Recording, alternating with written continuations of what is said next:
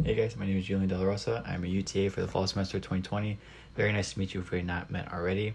Today we're going to talk about the cranial nerves, the beloved cranial nerves, and their foramen in the skull. So really we're going to look at how to use process of elimination, super easy way of organizing them, and then all that good stuff. My advice is to get a piece of paper, write down your mnemonic. You by this point I hope you found your mnemonic for cranial nerves. If not, you can use mine. To touch and feel very good, vegetables and hummus. Ridiculous cranial mnemonics stand out to me. That's how I remember things. If not, write down your own. That's totally fine. What I really need you to do is organize or make a list of your cranial nerves because we're going to use this as process of elimination. So next we're going to look at a diagram. Okay. When I was taking the class, diagrams and visible body were my lifesaver. These are great ways to organize. There's good ones out there. I'm going to leave a link to this one specifically in the description. You can go ahead and pull it up. You can print it. You can write on it. You can do whatever you want with it. I'm going to use it to show you. Okay. So going in order, much like the cranial nerves, we're going to go the foramen in order from anterior to posterior. Okay. It's like a list. We're going to go through our list, checklist, get them all done. So we have the cribriform plates with the optic canal, the superior orbital fissure, part of the sphenoid bone, the foramen rotundum, the foramen ovale, the internal acoustic meatus, and the jugular foramen, and also the hypoglossal canal. This is all kind of like down to the side. The thing I like about this diagram shows you the cranial nerves on one side, but it also shows you the foramen, but it also tells you which cranial nerves go through the side. However, you need to be able to associate this. If you see blank one like this, how are you going to be able to identify it? Let's go through some tips and tricks, okay? So actually, I'm going to pull up a visible body. Visible body is a great tool. I love it. So we do see the first one, of course, the cribriform plates and part of the ethmoid bone. We have the sphenoid bone right here. In the sphenoid bone, we have the optic canal, or the optic foramen. Sorry about that. We have the superior orbital fissure right here. We have the nice and round, the foramen rotundum, nice and round one. And real quick, I want you to see the foramen ovale.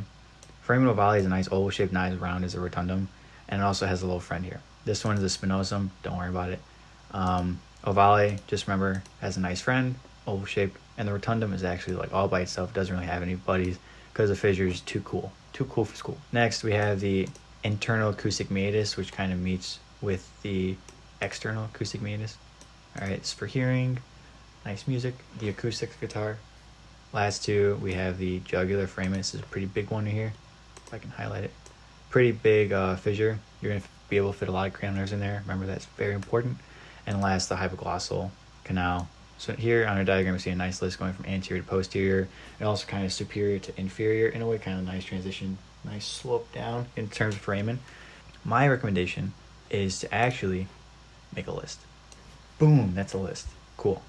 So next, we're going to go ahead. Let's break it apart. So first things first, let's get rid of the easy ones. We're going to use word association. Real simple. Optic canal is for the optic nerve. Optic canal, part of the sphenoid bone. So let's go ahead and get rid of the second one we know is the optic nerve. And then we also have the hypoglossal canal. Let's go ahead and get rid of that one for the hypoglossal nerve. Right down here, cranial nerve number 12. All right. So next, we're going to go from anterior to posterior. We're going to go from in order from our cranial nerves 1 through 12. Okay. We know the cribriform plate with those dots for the olfactory, for our sense of smell, right above our nose. So before we go any further, I'd like to talk about the fifth cranial nerve. Okay. Fifth cranial nerve, or the trigeminal, has 3 subdivisions. So we can say V1, V2, V3. Okay. So the fifth cranial nerve thinks it's all cool. It has its own click. Each of them have their own car or their own foramen. Looking at the superior orbital fissure, it's a bigger foramen. It's much larger. It's open to having more cranial nerve. The superior orbital fissure is going to take care of 3, 4, and 6. Let's talk about 5 for a second. We just said that it goes through their own foramen. The superior orbital fissure will take care of the first subdivision of the trigeminal. Next, the foramen rotundum, nice round one that's by itself, is too small to fit multiple cranial nerves. So it can only fit one. More specifically, it's going to fit one subdivision of a cranial nerve. So that's going to take care of the second subdivision of the trigeminal. The foramen ovale, also too small for multiple cranial nerves, so it's only going to fit one. This is going to take care of the third. So if you're looking here, these different foramen very adjacent and close together. So foramen ovale and foramen rotundum, superior orbital fissure, will take care of that the fifth cranial nerve. Remember, the superior orbital fissure is much larger, it can fit multiple cranial nerves. So going down our list, it will take care of 3, 4, 5, and 6. Keep them nice and close. Next, we have this nice, beautiful internal acoustic meatus. We love music, we love to hear it. Internal acoustic meatus, we know, acoustic for music, for hearing, for listening.